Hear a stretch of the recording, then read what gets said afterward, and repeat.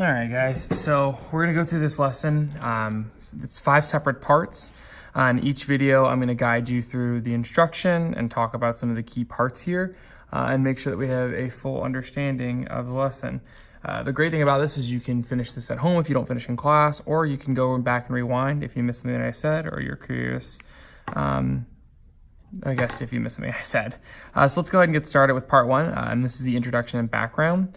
I'm going to begin reading and talk about things as I go along. So in order for us to get the most out of today's lesson, we must first review the concept of direct versus indirect relationships.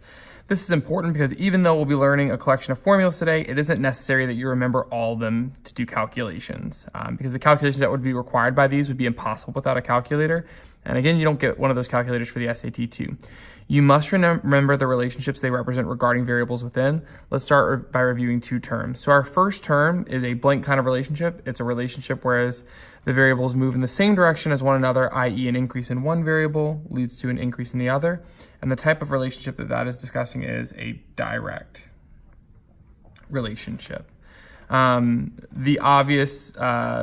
The other type of relationship that we're talking about is one where they move opposite of one another. So that's a key here, opposite, and that would be an indirect relationship.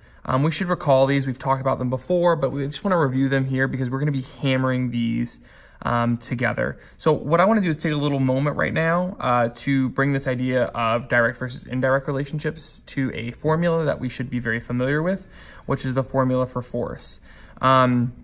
Those of these aren't the only 2 type of mathematic relationships that exist. They're the foundation for almost all other mathematic relationships. Other examples include exponential, linear, etc.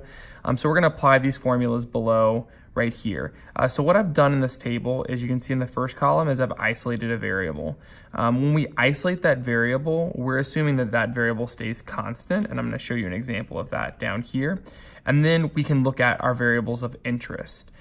In our variables of interest column, we're talking about the 2 variables that we're trying to figure out the relationship between. So let's take our first isolated variable, force, with the variables of interest, mass and acceleration. So we're looking at the relationship between mass and acceleration.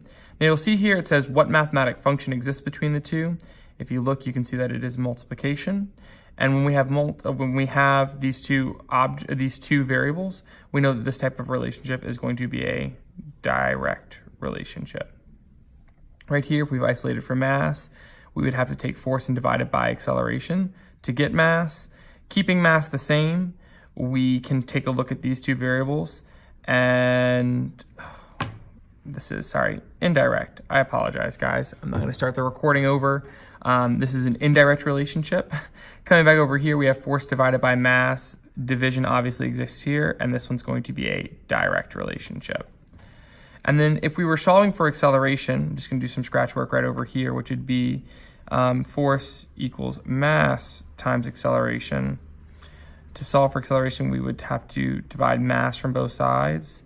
So force divided by mass, division here again, and this is a direct relationship.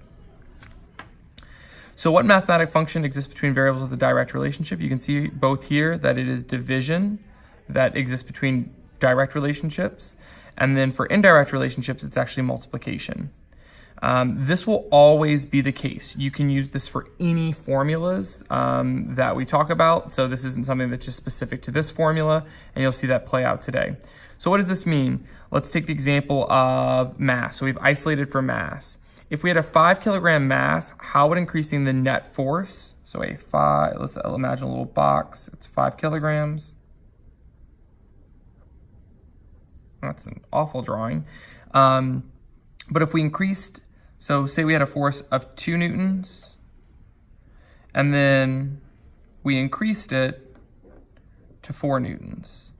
This is a doubling of force. How will that impact the acceleration? Well, let's do some math. So if we had 5 kilogram force, a 2 Newton force divided by 5 kilograms, 2 divided by 5 comes out to be a force of 0.4 newtons. Now let's take this one right here. Still a 5 kilogram mass, so mass has stayed the same. So again, we're talking about this. We know that it should increase. So we take that 4 Newton force divided by our 5 kilograms. 4 divided by 5, and that comes out to be a force of 0.8 newtons. So doubling the force on the while keeping the mass the same, excuse me. Oh, y'all, I'm half asleep. Sorry, it's like 7:30 at night. This should be acceleration, and this should be meters per second squared, meters per second squared. So going back to what this is asking us, how does increasing net force impact acceleration? You can see that by increasing force, we increase acceleration. By doubling force, we doubled acceleration. So coming down here, take a moment to put it all together. Complete the sentence below. Two variables said to have a direct relationship will do what?